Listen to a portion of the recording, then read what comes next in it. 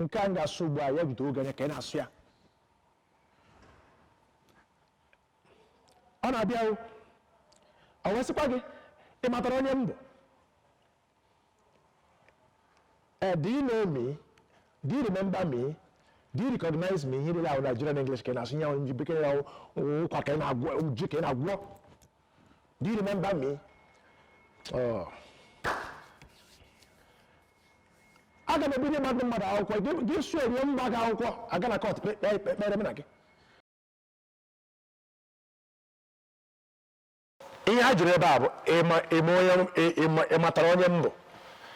In proper British English, Ogabo, you remember me? 1, you recognize me? 2, recognize, that's the word, recognize,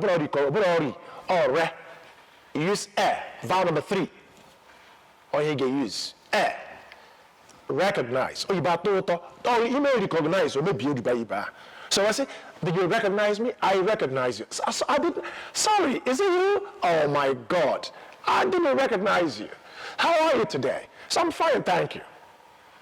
Come on, say well, thank you. Oh, no, was it thank you? Nete. Thank you. Nete. Okay, thank you. Thank you. Oh, to know the case, and do British people. Yes, so thank you. In this America, you're looking to imitate or sound like Americans, but that's not how they say it. The Americans say thank you. Thank you, be American. Thank you, be British. Thank you, Nigeria or Nigerian. Onima. Ebelebe buru. Katuku mejueku. Awuria. Awasukwa awasi ayigwa kwa we ndi gara gotazi ebe a. Awuye le ka nga akọchara gị. Ehu maaji. Gogodo maaji o to ile na-ekwu okwu. Hapụ mebiri. Nke ọsọ gị ị ga-aṅụ mmanya, ị bịara be n'ugbu a sị ị ga-aṅụ mmanya. Sị ya ga-aṅụ mmanya. Would you like it? Will you like a drink? Oh, you buy the wrong news. Will you like a drink? Wrong news, Ibra. Will you like a drink? Will you like a drink? If somebody, will you like a drink? They will in the use of American English. Would you like a drink? Would you like a drink? Would you like a drink? British. Would you like a drink? Nigerian. Would you like a drink? British. Are you hungry? Would you like to eat something? Yeah, that's British English. I want to hey, are you hungry? Would you like to eat something? Yeah, but E. Vowel number 1. E. Have you eaten? Correct. Would you like a drink? Correct. Are you hungry? Correct. Are you in a hurry? Correct. Are you in haste?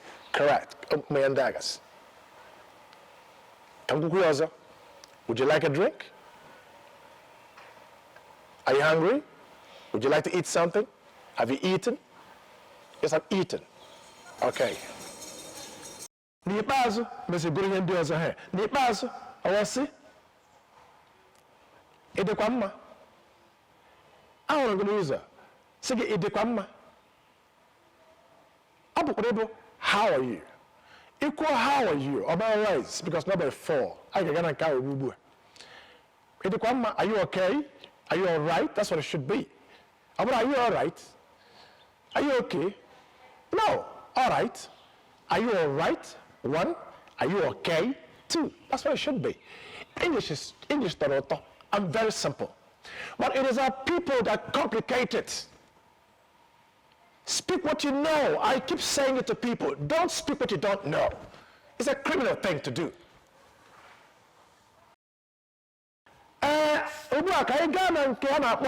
How to translate WH questions to English. WH questions.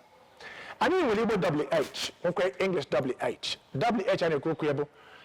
Ajụjụ what, where, when, who, whose, whom, how, why, these things. Ndị ọzọ mbụzọ kụziri ugbu a ga-agbado ihe elu mana ndị nke a ajọ ọbụla ị ga-ajụ ga-ebido na WH. What? Why? I mean, why? Why and all that. Fontagada. So in English, I will a question that demands an answer that falls as a falling tune. Well, a question that demands an answer that must rise at the end. On the and a rising tune. They are regular questions. Nakan cannot offer regular questions. In Kanga Kuzubia, and not irregular questions. There are questions, of course, but they don't rise at the end. So that's a differentiating factor. That's my point.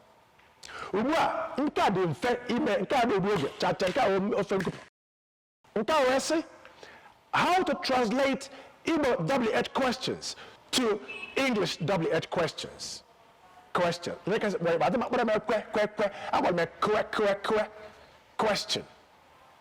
As in quiet. Keep quiet. Quality. Qualitative. Quantitative. In Kembe number 1 here. Us. Kedebe naga. Never so kweba. When I'm going to log. Where are you going? Where are you going? Mba. I don't know where. Oh, where? Where? Dita from where? Where are you going? Agabo, where are you going? What are you talking? No. What's about what, Budelia? You Budelia with W-H-A-T. W-H-A-T. What? That's a W-H question. So I say, where are you going? I be there with where. Where are you going? That's what it should be. Okay, boy, see?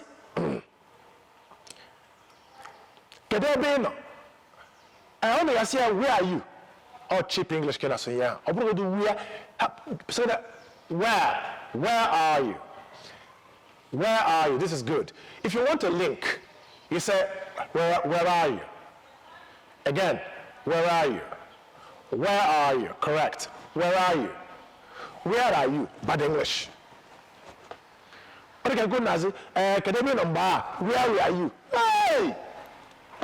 And a class. Where are we? You know where we are. I mustn't say where and where. Can connotation sunya.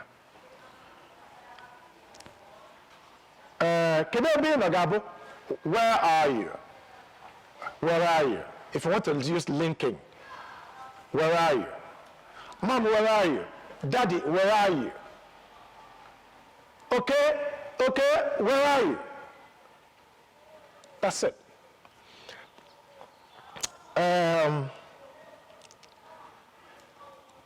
When we look about Nasi, where were we? Where were we? Can everybody say, where were we? Where were we? Where? That's vowel number. I think vowel number 18. Where? Something like that. Vowel number 18 or 19 there. Then you say, where? Vowel number 11. Where? That's a sound. Vowel number 11. I say work. My word. I heard. Where were we? Where are we? Correct. Excuse me. Where were we? Where are we? Where are you? Where are you? Where were you then? Where we are? If we know about it, where are you that then? Oh, but it's very simple. Where were you? Where were you then? Huh? Igbo. Where were you that time? Huh? So, bo nke bekee, bo nke Igbo.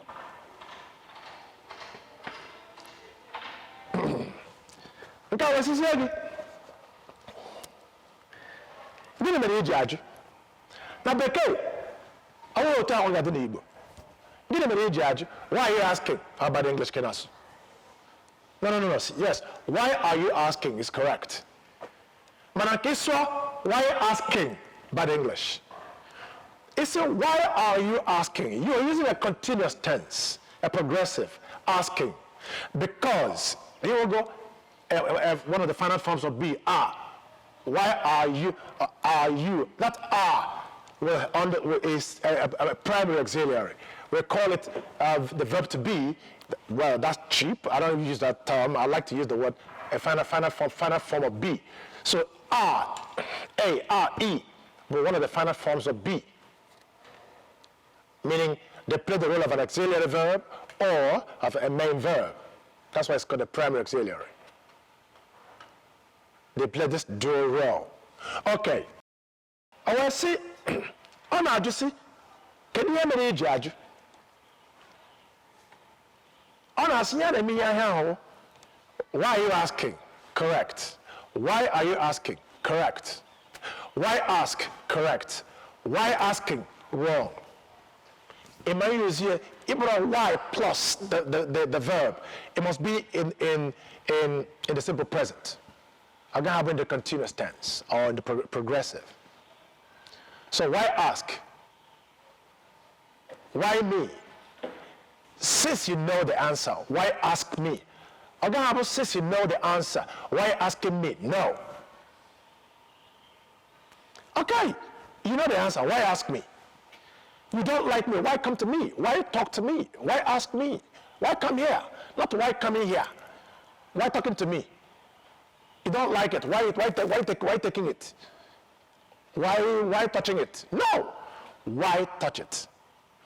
You don't want to talk to me. You hate me. You dislike me. Why talk to me? Why speak to me?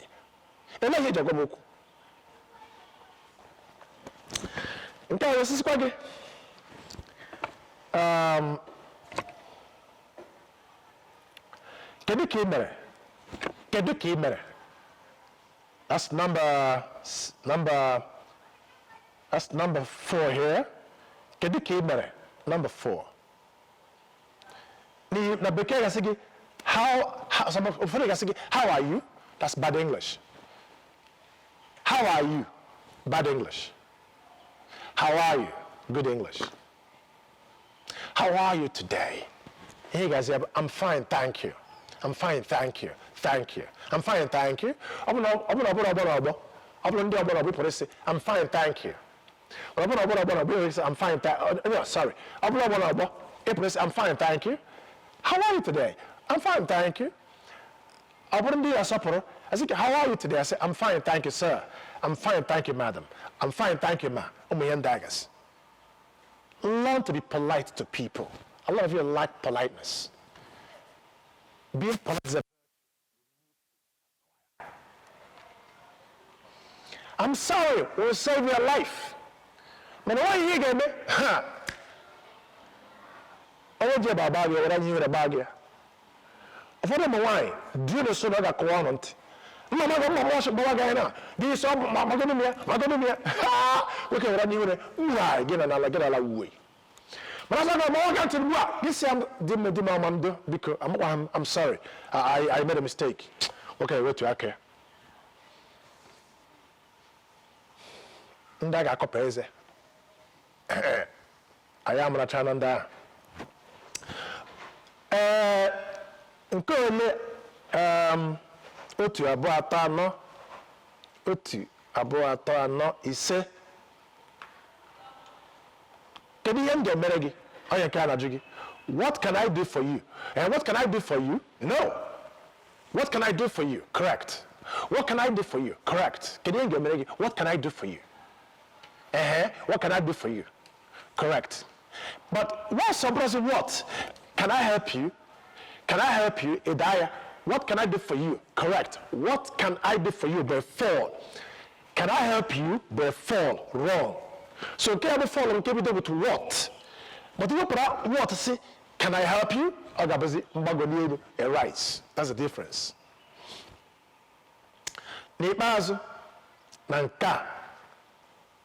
I will see. What are you saying? That's Nigerian English. Or very wrong. What are you saying? What are you saying? What are you saying? It's a for. It's like a statement. But it's a question that demands an answer. What are you saying?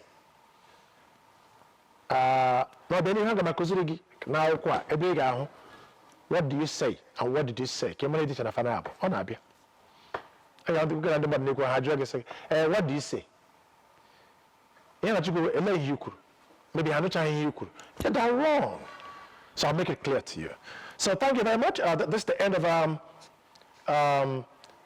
translating Igbo questions to English questions. We'll be right back.